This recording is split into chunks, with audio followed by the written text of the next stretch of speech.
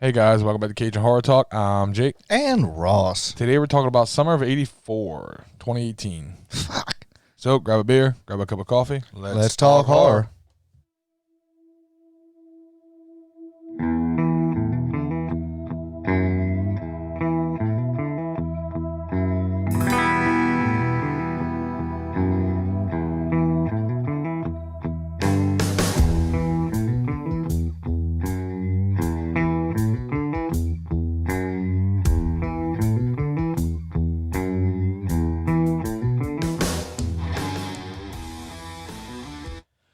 All right, guys. Hey. Summer of 84.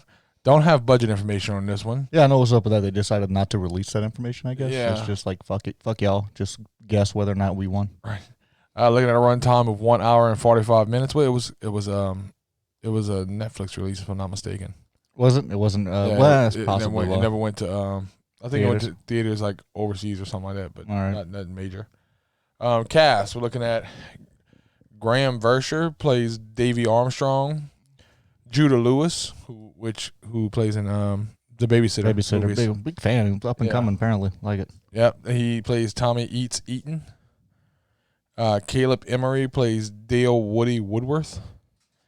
Corey Gruder Andrew plays Curtis Faraday.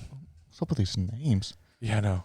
Well, I think his last name was Gruder, and they just added the Andrew right there. So you don't think he's related to Hans. Whatever. Yeah.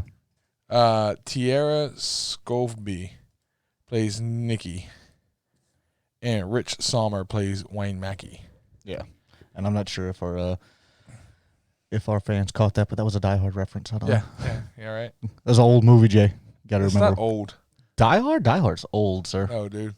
It's the greatest Christmas movie ever made. It's not a fucking Christmas movie. Oh, you can eat shit and die. It's not a fucking Christmas. Hey, I bro. watch it every Christmas, but it's not a Christmas movie. That is definitely a Christmas movie. So the plot of this movie, Summer of 84, is these kids group together when they realize that there's a serial killer in their town. Very Rear Window Disturbia feel. Yeah. Right off the bat. Yeah. A lot of Stranger Things vibes. Stranger Things, yeah. Even the music, they took a lot of the score from Stranger Things. Very summer Goonies. kids get together. Yeah, it had that kind of fun, adventurous feel to it. Yeah. Yeah. And that's what I was kind of worried about when I first saw the trailers for this movie. I watched it when it first came out, and I was kind of worried about it because I was like, man, everybody's doing this right now. Even the Ghostbusters is coming out with that kind of feel.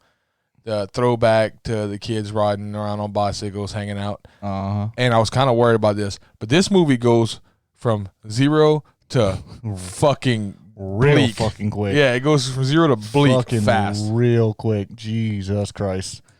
Very entertaining. Yes. I enjoyed the piss out of it.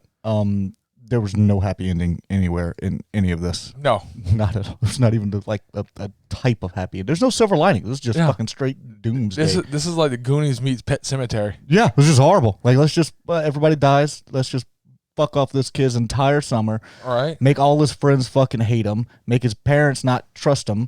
Make his girlfriend fucking leave. Here's the thing. Just completely fucked everything sideways this kid had. And then just have him live with paranoia for the rest of his fucking life. Right. Let me just start off by saying that the kid's heart is in the right place. Yes, it is. But at a certain point, you got to say, screw the serial killer. I'm not a cop. This hot babysitter wants to hook up with me. Yeah, at some point you gotta prioritize. I need to put all my energies towards this. You have to prioritize, guys. Yeah. Okay. And on a different note, if my child came to me and was like, "Hey, there's some weird shit going on around here. I found this, and this. It looks pretty bad. What do you think?" Oh no, you're gonna go and apologize to that man in person for snooping through his shit and calling him a serial killer. And calling he is. You're accusing him of being a serial killer. So you need to go apologize to him because that's not right. Yeah. Fuck that.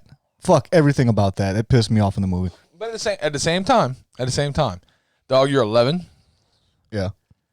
Quit trying to find a serial killer. He's 15. Or 15. Yeah, they're 15 you're fucking 15. Yeah, but that's the same fucking Disturbia, Shia LaBeouf. I know. Young kid sees a serial killer. Go do your thing, dog. Look out for yourself. Carry a knife. Yeah. But the cops handle it. And just casually pass by, like, nah, fuck that dude. Don't trust him. Yeah, just you know who you think it is, so you don't go near him. Yeah, just stay the fuck away from him and go and hook up with the hot girl that used to babysit you. Yeah, before she leaves and never comes back. And never comes back. You could have been her go away fling. Right? This is the beginning of a Grease movie. Is what this was, and they fucked it up. So let's start with the whole bond of these guys, these 4 kids, right? You have Eats, Davy, Woody, and Faraday. Yeah. The typical group of kids. They're all kind of nerdy in their own way. Very, very realistic, very natural. I'd like to look into their home lives. Yeah, it did, because you got to see like Woody takes care of his mom. Woody's mom is not fucking right, and he's taking care of her. Eats' parents are abusive, very abusive. He made a comment about them being just short of a murder suicide because they had this big domestic violence things that were going on. Yeah. I don't know. You don't really get a whole lot into Faraday's parents. You don't, because Faraday's a prick. He is a prick. Fuck that dude. You suck. Yeah, we'll get to that in a little while. Yeah, fuck you. Yeah, but you don't really get to Faraday's parents. But I honestly, I think this is the crazy part. You learn less from the parents you actually met. Yeah, I think so. I think you actually did, because we know more about each of the parents, and you never really see them. You just hear them. Yeah, all you know about Davy's parents is they're a couple of fucking uptight assholes. Yeah, just a smidge. Yeah. Like, just a smidge. I mean, I'm sorry, but and they make the comment in the movie, and it's very fucking true. This is the reason why Ted Bundy got away with the shit as long as he fucking did. Yeah. Because he was one of those everyday neighbors. He's just there. Everybody likes him. He's so nice. Yeah, he's so friendly. Such a great guy. He sits outside and gives freeze pops to the kids playing ball in front of his house. Okay, this was also the 80s where the communities were a little bit tighter. So, yeah, I could kind of see that. Dude, I'm sorry. I just kept thinking of the guy on Family Guy, and he's like, whoever can eat the most Tylenol PMs wins. Yeah, just random sitting in the corner. Hey, I got some candy, guys. You guys want some candy? But it's a different time frame of this time, dude. This is 84. I mean, yeah. I remember growing up, I knew all of my fucking neighbors. Yeah. All of them. So I was like, we'd walk in and go get a Yoo-hoo or something and walk the fuck back out, and it wasn't a big deal because I knew all my neighbors. But, and speaking of all the kids, we bring up Nikki, who is the babysitter. The babysitter. We keep referred to as the cute babysitter. But the cute babysitter. She has a name. Her name is Nikki. She had a name? Yeah. Oh, damn. I'm sorry. I missed that in the movie. Good job, Nikki. Nikki Kazuba. Yeah, she had some kazubas. Yeah. So, apparently she used to babysit Davy. All the boys in the area they're madly in love with her, because apparently in the new age of horror movies, every fucking babysitter is ridiculously sexy. They were not there when we were kids. I did not have that, and I don't know if my former babysitter is ever going to listen to this podcast, but no. there was never a moment in my life like, you know what, I'm going to hit on her. Right? She's sexy. I can't wait till I'm old enough to hit her. Yeah. God, dude, my babysitters look like a man. Oh, dude, no, man. I remember my mom cooked Southern Louisiana, cooked a big old pot of fucking gumbo, and she left it on while the babysitter stayed, and she went and did something to let it cook. And by the time she got back, there was almost none left because my babysitter just ate every fucking thing in the house. Wow. Yeah, she was a large woman. Oh man. But yeah, you meet Nikki. She used to babysit Davy. Yeah. And her parents are going through a divorce apparently because. Oh, let's not gossip, but I can't believe that's happening. Yeah, but I'm like, we're going to talk about this. Yeah. We don't want to gossip. We're definitely going to fucking talk about this. But she catches the guys looking in her bedroom while she's undressing. While she's changing, of course. Which, thank y'all for doing the... tasteful thing. The tasteful, and it was implied to what it was. You didn't need to show the fucking nudity. Everybody knew what the fuck was going on. Yeah. So I appreciate that. Tasteful. I really appreciated that. They didn't do that just for, look, boobies. No, boobies. Yeah. Titty. They didn't have to do that. Yeah. And we prefer things more tastefully done. I really do. Yeah. Like, there's certain things that need to be implicit. There was no reason for that. This is a perfect example of there was nothing there. And it was implied. And it was perfectly executed. And it served the story perfectly. We're saying this, but there are 16 and 17-year-olds out there going, shut up. Look, when I was 16 and 17 years old, I was looking forward to the shit too. Yeah. That's why we watched Halloween. That's why I love the horror movies. Like, see anything you like? Well, fuck, yes, I do. Yes, I do. Actually. Yes, I do. I'm glad you brought that up. But she kind of reconnects with Davy after she catches them spying through her window. Yeah. And realizes that this is someone I can talk to. Yeah, because they still have that connection. Even if it wasn't a romantic connection when they were a little bit younger, they still had a connection where she was comfortable enough to trust him and talk with him about things. So she sneaks him out the house and goes drinking. Yeah. You know what I mean? And absolutely. She's her place. Dude, you say what the fuck you want to say. She was that cool chick in high school.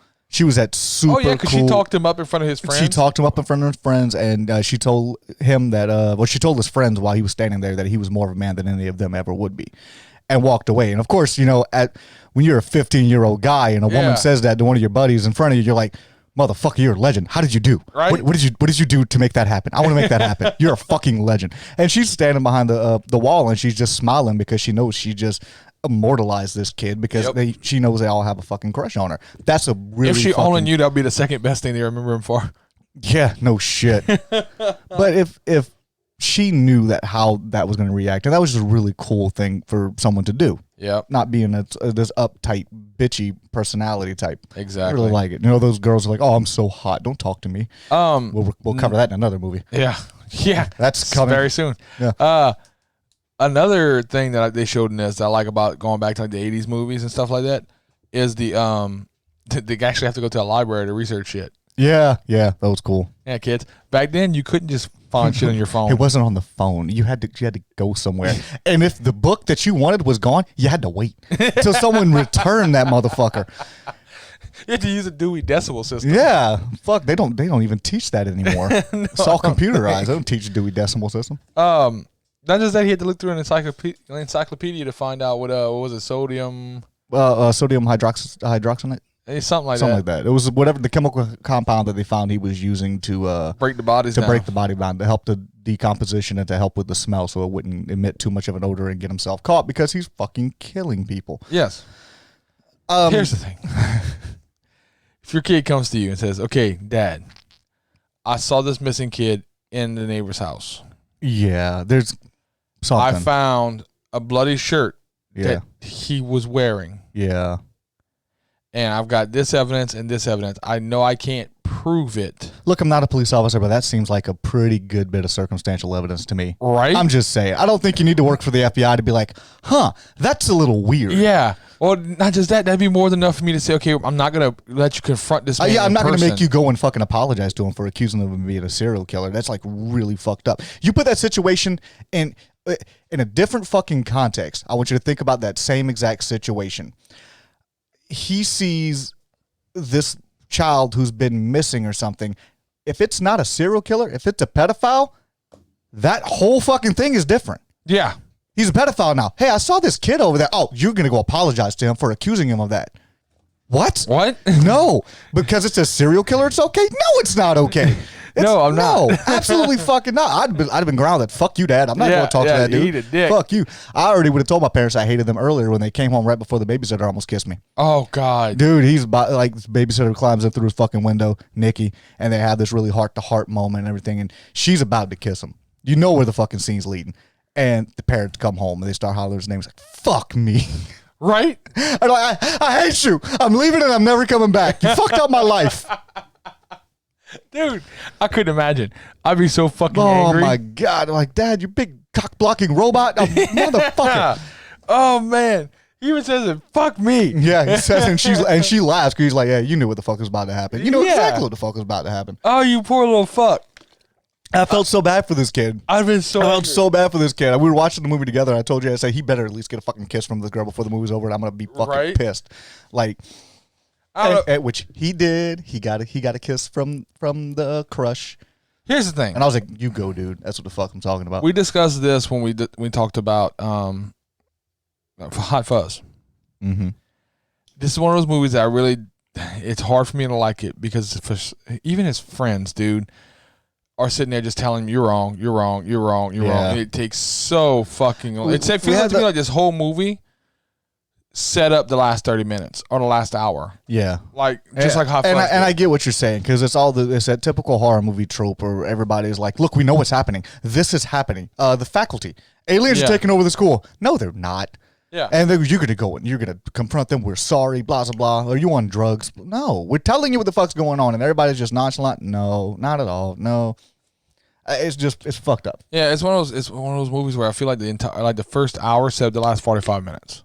Yeah, which it was great in the last 45 minutes, but I get what you're saying. They had to have the campy feel where they were doing their recon and shit. Yeah, you had to have a montage. Well, yeah, of course. It's movie set in the 80s. You have to have that. And they have walkie-talkies, and they're playing Manhunt in the dark, and nobody believes them because there's a killer. He's killing mother. There's a missing kid in his living room. Like I saw this missing kid in this living room. That warrants at least somebody to go check that shit. Right? At least.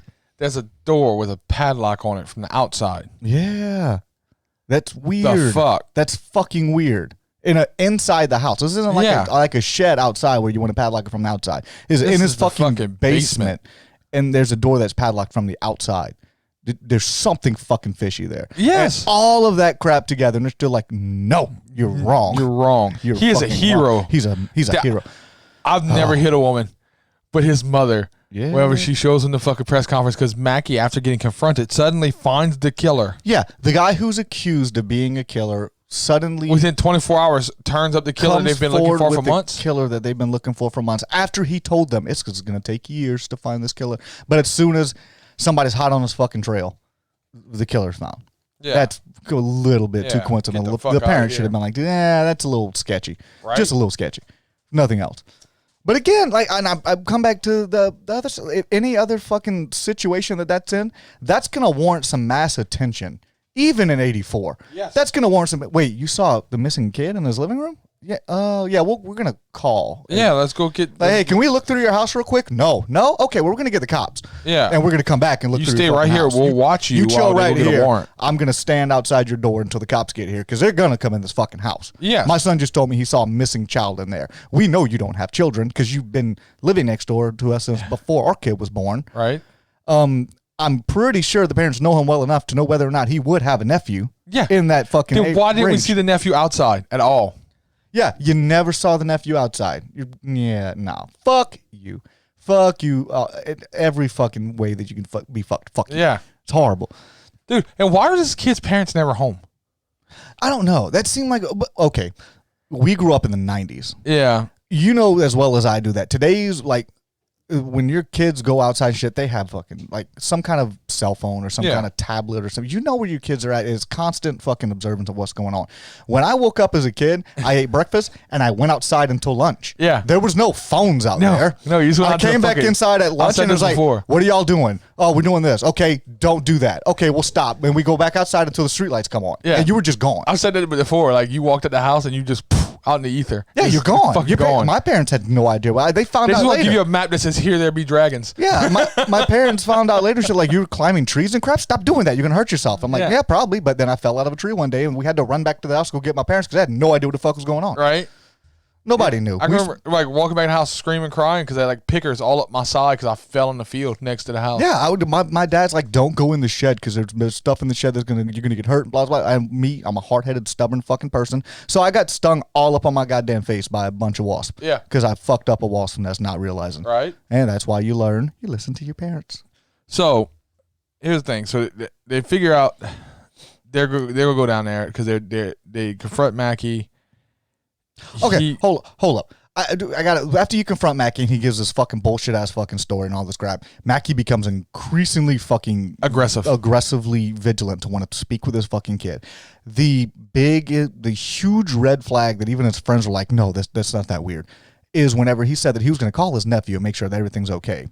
And I said it when he called me, like, dude, Star 67. Figure out what the fuck Star 67. I don't think Star 67 was there. I'm not sure if it was there. I think that was a 90s thing. Was it a 90s? Yeah. Well, he called the operator because the operator was still there, which is it's basically. But even Star 67, unless he had an answer machine, you don't know where it was ringing to. It just rang. Yeah, it's basically the fucking thing though. It's the same difference. He got in touch with the operator and found out that the number that he called was his own fucking house. Yes. Knowing full well no one was going to answer. That is a huge red flag. Yes. That is a huge fucking red flag. Here's the problem, though. The only person that knows that Mackie dialed that number, not him, was him. Fair enough. But... because I thought about that, too. Because I'm like, tell his parents. But at the same time, all his parents would say, well, how do we know that Mackie dialed that number? Yeah, I guess you're right. But I mean, if my kid told me that, hey, the next door neighbor came over and was talking to me about some shit. If the kid brought you a fucking bloody shirt, you wouldn't have him confront the guy either. No, yeah, the parents. But I think horrible parents are a trope that was never spoken of about horror movies. But we see it all the time. Horrible fucking parents. Yeah, we always harp on it. But you need shitty parents in order for the plot to further. You really do. So they figure out Mackie's caught the supposed actual killer. So they we do never the hear Bay about Festival. this. We never hear about this guy ever again. By the way, Right? Yeah. Just that he was caught and he's the killer. So they decide to hold the Bay Festival. He asks his friends for one more fucking favor. Yeah. You watch the fucking Bay Festival. Keep an eye on Mackie. I'm going in the basement with my dad's video equipment. Yep. And Faraday fucks him. Yes, he does. Fuck you. I yelled in the middle of the fucking movie. I was so pissed off that he did this. Broke the bro Fuck code. that. Yeah, he broke the bro code. That's fucked up, dude. You could, after I'm done what I've done and you've done what you told me you're going to do, like, dude, you're stupid. I told you. And you know what? You could talk shit about me for the rest of life. But do what the fuck you told me you were going to do. Yeah. Just because you see like this community outreach project that he was supposedly doing, that just doesn't explain the sodium shit. That still doesn't explain a lot of the sodium shit. It doesn't explain the bloody shirt. Nope. It doesn't explain the phone call, which your friends should have fucking believed him about that. It still doesn't explain a lot of fucking things. Yeah, like a lot.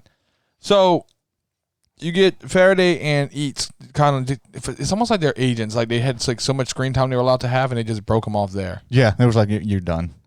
Because they just walk away and you never hear from them again. No, they're done. The rest of it is just it's Woody and Davey. Yeah, and you don't see them until the very closing of the fucking movie after everything's said and fucking done. So Woody and Davey are in the basement. They find where he's got a kid in a fucking bathtub decomposing. And there's another child who's kid still chained up. alive, and he's restrained. He had duct tape on his hands and wrists and shit, and he had chains that were connected to the wall, I believe. Yeah. So they get him upstairs.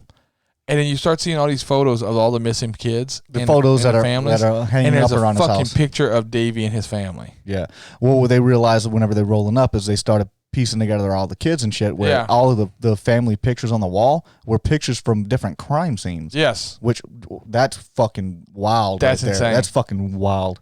So Davey sees a picture of him and his family and freaks the fuck out, realizes he was going to be next. Yeah. So they bring all this shit downtown. To their police station. They show them the footage. They show them the footage, and the fucking sheriff's like, "Oh, give me Mackie now." Yeah. Well, yeah, you find him. And then tells the parents, "Your son's a hero." Yeah. Look, I've never directly disrespected my parents, but at that point, I fucking told you. I'd have turned around and said, "Fuck you and fuck you," because I fucking told you, and then you grounded me. You made me approach a serial killer and apologize. Yeah. Yeah. Absolutely. That'd be like parents finding out that they made their kid go and apologize to Ted Bundy for, hey, I'm sorry. He said you were doing some weird things in your basement. Oh, it's okay. Yeah, like Gacy. No. Yeah, John Wayne Gacy. Yeah. You go apologize to that nice clown. Yeah, you go, he's doing nothing. That's a hardworking man. He's working birthday parties. You leave him alone. You tell him you apologize and you go buy him an extra squeaky nose. Oh, my God. Puts the lotion on its skin. I'm sorry, sir. Yeah, that's just crazy. So here's the crazier part. They go home. And they haven't found Mackie yet. And the dad goes, "Oh, they have a all points bulletin out for him. Yeah. They'll find him soon. Yeah. Let's go to bed." And then everyone goes to bed. No, I'm sorry. Oh. Look, fuck you. Dude, we've just been through some traumatic shit. I probably wouldn't sleep. I need coke to come down off that fucking adrenaline rush. Dude, I just found a child decomposing and another one that was chained up. I'm about to be a victim my fucking self. We've just exposed this guy. He knows who just exposed us.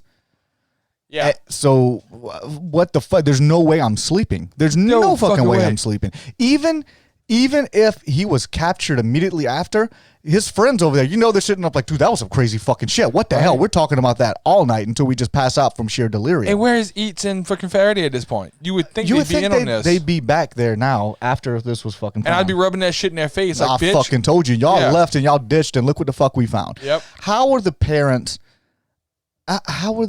sleeping knowing that my child just broke into a serial killer's house? And he's on the loose. And the serial killer's on the loose. As a parent, I'm stressed the fuck out. There's no way I'm going to be able to fall asleep. In my room. Oh, yeah. We're going to have a shotgun. We're having a slumber party in the living room, and there's going to be guns and popcorn and movies because we're staying up for a while. We're about to go straight Macaulay Culkin and fucking rig Home this Alone. house. Yeah, we're going to rig this bitch up. It's going to be bad. That's no shit. I'm going to electrocute this motherfucker. In a creepy turn of events, everybody goes to sleep and the fucking attic door opens. Yeah, the ladder to the attic slowly starts descending. And you realize Maggie the whole time has been hiding in their fucking attic. Yeah. Which is the scariest shit. Which is a callback to...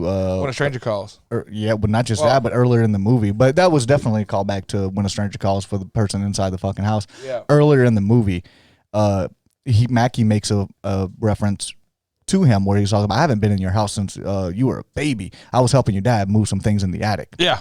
Mom's like, he put some shit in the fucking attic. Yeah. That's what I was thinking throughout That's the weird. movie. It's like he put some shit in the fucking attic. But how many people, there's still people today that have these really innocuous meetings with people who later found out were serial killers, like people who went and helped somebody move the futon or something. Yeah, went fishing with him. Went fishing with him. Like, this motherfucker was killing people. He's just chilling around like everything's cool. Yep. So Mackie abducts both Woody and Davy because apparently Davy's parents are the hardest sleepers in history. I'm sorry, I'm a light sleeper at this point. There's a lot of shit going on. There's no way anything's happening in this house. Woody wasn't a small guy. No, and he had to carry that motherfucker. You didn't carry them both at the same time. He made at least 2 trips. Yeah. With a dolly for Woody, because Woody's a big boy. Woody's a big old boy. And he was able to chloroform them, tie them up, and move both of them down into his fucking cop car to bring them somewhere. In the middle of the night, where they're looking for a fellow officer who they just found out is a serial killer, there's a crime scene across the street, and there's blue flashing lights every fucking where. How incompetent are these cops? It's another thing you need in a horror movie. How incompetent are these fucking cops that they didn't see? Hey, there's a guy over there. He's carrying a body. Yeah. What? Oh, fuck it. That guy can't be him. There's no way. No, he looks nice. Hold your post. Stay where you're at. So they end up on this fucking island. Yeah. Where he's been dumping bodies at. Yeah, and they start finding remains and shit as they're running. And he decides we're going to play Manhunt. Which is what they've been playing all yeah, the kids, it's like the kids' game. So he lets them take off run. He tracks their asses down. And, okay, here we go. Spoiler alert, which everybody knows now. We only deal with spoilers. Yeah. Woody gets his throat cut. Oh, yeah. Yeah, he does. They fucking went there, bro. Heartbreaking, too, dude. Because, look, of all the kids that to go, man, Woody's the one you didn't want to go. He takes care of his mom. He's a good friend. He's a good-hearted guy. He seems like he's probably kind of slow. We're simple. Not slow. Not slow, but simple. Yeah. I can see that. But he was just he's a nice kid. Genuine kid. And I mean, and he was loyal to his friends. He didn't back out, and he didn't let him go into the house by his fucking self. No. Because Eats was going to the house by his damn self. Yeah. And he was like, nope, not letting you. So he's a good fucking. I'm sorry, not Eats. Davey was going to the house by himself. Here's the scary part. And also, Nikki popped up, being the fucking amazing character she was. Yeah, and she went to the house with him too. She was just a cool chick. I love the character. So here's the scary part. He doesn't kill Davey. He kills his buddy, and leaves the body there for him to look at. But then tells him, "I'm not going to kill you. No. You've been thinking about me all this time. I want you to think about me longer, and I'm going to come back for you. But I want you to think about it every day. Is today the day I'm coming back for you? And one day, you'll be right. Oh, fuck that. Oh, dude. You talk about PTSD? Yeah, just kill me. You know what? I'm gonna die now because fuck it. He just turned this kid into the male Laurie Strode from Halloween 2018. Oh yeah, that's the first thing. When he said that, he left him there. I was like, you know what? You just told me that I'm going to be practicing with guns every day for the rest of my life. I'm going to have an armory. But even then, it doesn't matter. People who are completely tactical and trained and doomsday preppers, any situation you put yourself in, you go on vacation. That's all it takes. You go to church one day, just driving home from church. Yeah. Going out to check your freaking mail. And you get sniped from like half a mile away because he's on top of a building somewhere. Look, doesn't even have to be a kill shot. Just hit you in the knee where you can't run. To where you're done. And then you're just sitting there panicking, wondering where the fucking shot came from and what the fuck's about to happen. Yep, pelvic shot. You're boom. Done. You're freaking crippled. Yeah. Where you going to go? And you just lay there and wait for the sweet release of death. Yeah. Which is pretty much how the only bleaker way this movie could have ended, because this movie ended very fucking and that's bleak. not the end, guys. That's not even the end is him on his paper route, and he sees Nikki driving away. Yeah, his girlfriend's leaving. Woody's house was for sale. Yep, because he's dead. His 2 friends are pulling shit out of his friend's house for some reason. It was parts of the clubhouse and all the things that they had built. They were destroying it because they were done. Yeah, and like you kind of get the sense that they blame him for Woody dying. Yeah, I think that's kind of what that was trying to. Because they don't even acknowledge him when he passes by. No, because it's not even like, hey, glad you lived. Hey, nothing. You know what I mean? Don't even fucking talk. Now they've been best friends up to this point, and there was 4 of y'all, and then one of your best friends died, and you're not even gonna fucking acknowledge that one who survived. Yeah, and of course, at this point, you gotta understand that Davey's got some survivor's guilt. Oh, why yeah. him? Why him? Why am I still alive? Right? My best friend just fucking died in front of me, and my entire life is falling apart. Yep. So yeah, that's how this fucking movie ends. Oh, it was bleak. Went God, 0 it to was bleak. fucking bleak. So, Rotten Tomatoes. Rotten Tomatoes scores this movie with a 72%. The audience score is only a 66%. Really? Yeah, I think a lot I think of it's it. because it was slow. Not just build. that. I think a lot of it. They said it was like a Stranger Things knockoff, and it felt like a lot like it. You know. Yeah, but I mean, this was. I didn't even. I understand like the characters and things like that, why they kind of got that feel, but it's not even what I first compared it to. I first compared it to Rear Window or Disturbia. Yeah. And then you said the Goonies. I'm like, yeah, the Goonies. It's got that kind of that feel to it. That adventurous feel to it. Yep. And the group of young kids, 80s movie. It did, but I liked the freaking characters though. You had I love the fact that Judy Lewis was not typecast into the nerdy, the geeky, awkward kid yeah. where he was unsure of himself. He was like Stephen Hyde from that 70s show's illegitimate son. Yes. He just had that fucking mentality. Yeah. He was the cool kid. He had the Right. fucking jacket. He come from a broken home. He's just fuck it, whatever. Yeah. Whatever. Very So, zen. what are you thinking? What am I thinking? I am actually going I'm going with a 40. Want a 40 on this? Yeah, one? I'm actually going with 40. I want 41. 41? You just had to go higher than me I just to did. be a dick. I did. If you don't remember, we rate things 0 to 50 because we're assholes. Because we're assholes, yeah. Yeah. Yeah, I'm going 41 with this movement. And the only thing I could take away from it's kind of slow. It did, but you know what? It was slow, but it did keep my interest. Yeah, it did. It did. The kids were entertaining. The chick was awesome. Your mom jokes with it. It was Yeah. very organic the way everybody kind of just meshed together. It didn't feel forced and awkward. I'd watch this movie again before I watch I Still Know What You Did Last Summer. I Know What You Did Last Summer. Yeah. I'm definitely watching this one again. before. Absolutely. All right, guys. He's giving it a 40. I'm giving it a 41. Ross, you want to tell them where to find us? Oh, we're everywhere. Just look at anywhere you do podcast, and we're probably there. Yeah. I don't think that let's see, it's been a while since I've done it. Actually, you write it down. So I know we're on YouTube, SoundCloud, Spotify, Stitcher, TuneIn, Pandora, Google Play, Amazon Music. I missed one. Which one? What did I miss? I don't know. I think that's it, actually. I think it's 8. Is 8? Yeah, I think it's 8. Yeah. You got it right. Okay. All right, guys. Yeah, we're everywhere. Leave us some we're comments. everywhere. Leave us some love. Leave us some Make sure you likes. follow, Talk some like, shit. comment, subscribe, do your thing. And have a damn discussion. Let's get some discussion flowing. That's what this is all about. That's We're it. not just here to rate movies and dude, we're here to talk shit. We're here to discuss horror movies. Yeah, and Lord knows our rating isn't anything serious. No, We're just two our rating is assholes. there to piss people off. We're just two assholes. I'm like, yeah, fuck it. I liked it. It's great. Yeah. If no, I hated it. I'm giving it a 4 because it pissed me the fuck That's off. it. All right, guys, we're out of here. Bye.